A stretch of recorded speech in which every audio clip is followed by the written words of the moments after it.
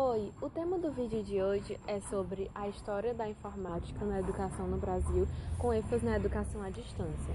Então é nesse sentido que eu vou começar a fazer uma breve cronologia entre os anos de 1930 a 2000, que trazem fatos importantes, aqui no Brasil sobre esse assunto.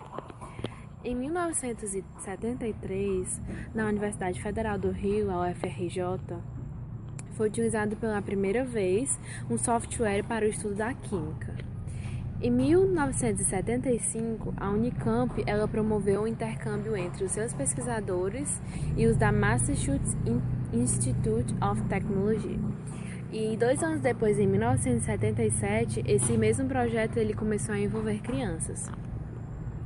No final da década de 70 e início da década de 80, o Laboratório de Estudos Cognitivos no Instituto de Psicologia, ele inicia um processo de auxílio a crianças de escola pública, dizendo que apresentavam dificuldades de aprendizagem, de desenvolvimento, utilizando a plataforma Logo com base nos estudos de Piaget e de Parpet.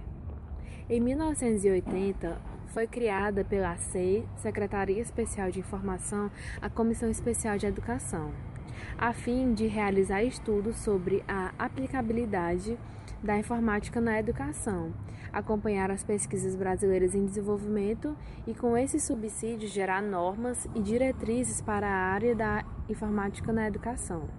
Em 1981, acontece em Brasília o primeiro Seminário Nacional de Informática na Educação. E nesse seminário tomou-se a posição de que o uso do computador ele deveria ser visto como uma ferramenta auxiliar. Em 1981, dessa vez em Salvador, acontece o segundo Seminário Nacional de Informática na Educação, com o tema principal, o impacto do computador na escola, subsídios para uma experiência piloto no uso do computador no processo educacional brasileiro a nível do 2º grau. E nesse seminário foi destacada a importância do computador nas escolas e que dessa vez não se restringia apenas ao 2º grau. 1983 foi um ano com muitos acontecimentos para a informática na educação. Em janeiro, foi criada a Comissão Especial número 11, Informática e Educação. Em março, foi criado o MEC, o Centro de Informática Educativa, CENIFOR, que foi extinto entre 1986 e 1987.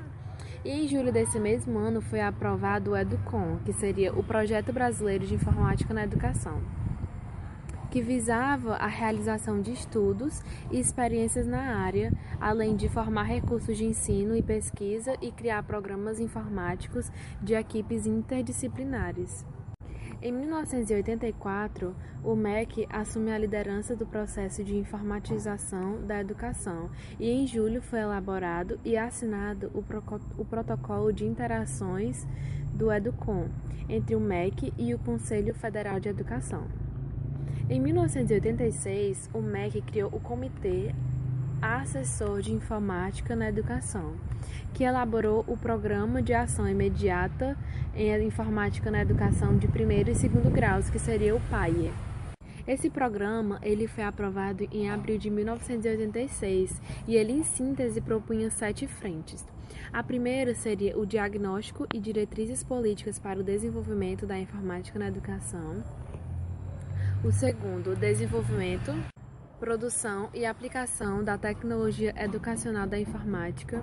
O terceiro seria desenvolvimento, estudos, pesquisas, experimentos, visando a capacitação tecnológica da área, E no quarto, ele visa o EDUCOM, que seria o Projeto Brasileiro da Informática na Educação e os correlatos ao EDUCOM. O quinto seria formação e desenvolvimento dos recursos humanos. O sexto, formar os recursos humanos. O sétimo seria fomento, disseminação e divulgação da informática na educação brasileira. Em 1987, foi realizado o primeiro concurso nacional de software na educação e o primeiro FOMAC foi sediado na Unicamp nos meses de julho a agosto. Em 1994, foi realizado em setembro o primeiro Seminário Internacional sobre as novas tecnologias na educação e na educação continuada, a educação sem distância para o século XXI na UNB, que seria a Universidade de Brasília. Entretanto, já em março do mesmo ano, a faculdade já abrigava o primeiro curso de especialização em educação continuada e à distância, que contou com a presença do professor e visitante Dr. Biratã D'Ambrosio na Unicamp. 2000 foi o ano da criação da Unirede, que seria a Universidade Virtual Pública do Brasil. A Unirede ela foi constituída por um consórcio de inicialmente 33 universidades públicas, federais e estaduais, para a produção em parcerias que possam aproveitar o melhor do potencial dessas universidades e que atendam à demanda por ensino superior público desse país, tanto em nível de graduação, pós-graduação, extensão e de educação continuada.